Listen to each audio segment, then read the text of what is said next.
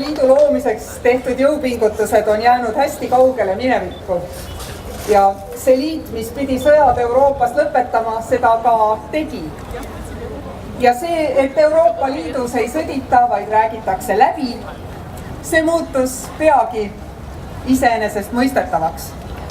Teatavasti on nii, et mis on iseenesest mõistetav, selle peale me tänutundega enam ei mõtlegi, aga võiks. Ega Eesti saamine Euroopa Liidu liikmeks ei olnud samuti iseenesest mõistetav. Ka selle peale me enam ei mõtle, aga samuti võiks. Nägime vaeva, et pääseda laienemisläbirääkimistele esimeste seas raudse eesriide tagant.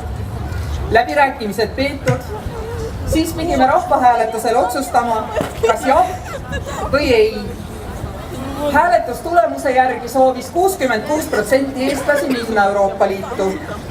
Aga täna peab Euroopa Liitu kuulumist heaks mõtteks 79% inimestest. Ju siis on võit olnud ilmselge nii majandusele kui ka julgeolekule. Ja kuna ta on ilmselge, siis on see muutunud meie jaoks taaskord iseenesest mõistetavaks. See on ju tore, eks?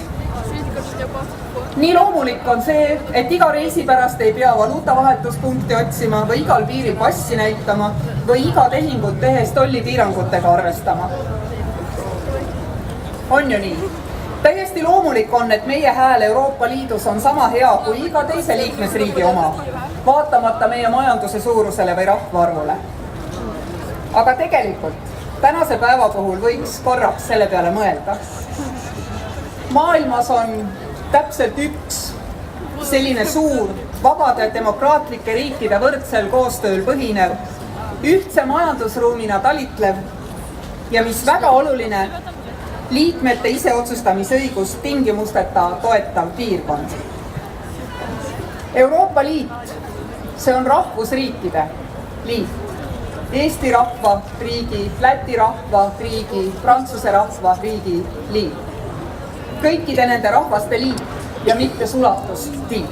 Just nimelt suveräänsete rahvusriikide toetamise liit. Loodud platvormina, kus demokraatlikult valitud riigijuhid saavad kokkulepitud reeglite järgi, millest kõige olulisem on just võrdne sõnaõigus, teha neid otsuseid, mida parajasti meie Euroopas vajalik on.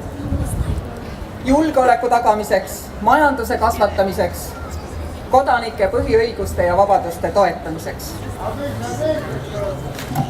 Ja taaskord, see ei ole iseenesest mõistetav, et see kõik on nii. See ei ole iseenesest mõistetav. Mõtleme kas või selle peale, kui lihtsalt ja kergelt me kaotasime ühel päeval võimaluse ja õiguse asuda vabalt näiteks Suurbritanniasse. Miski siin maailmas ei ole iseenesest mõistetav. Ilus päikseline päev ei ole seda ja helge tulevik samuti mitte.